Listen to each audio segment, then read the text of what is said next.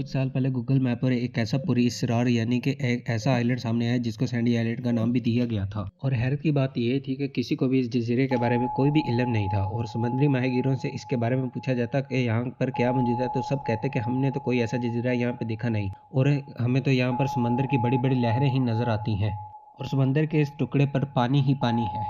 और ये बात यहाँ से पूरी सरार हो गई कि अगर ये आइलैंड यहाँ पर मौजूद नहीं है तो गूगल मैप पर बाकायदा नाम के साथ और इसकी शक्ल क्यों मौजूद है और ये पुराने नक्शों में भी शामिल था।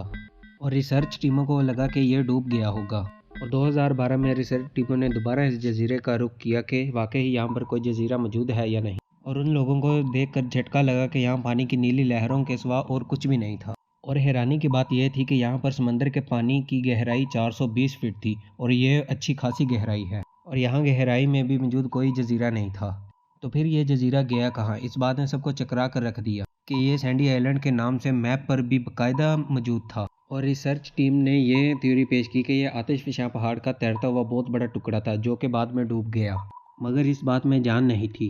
और फिर ये कहा गया कि ये मैप में पोजीशन की गलती की वजह से हुआ होगा। बहरहाल ये इतना बड़ा जजीरा गया कहाँ? और अगर ये मौजूद नहीं था तो इतने सालों तक ये मैप में क्यों दिख रहा था? और इसी वजह से इस आइलैंड को गोस्ट आइलैंड भी कहा जाता है।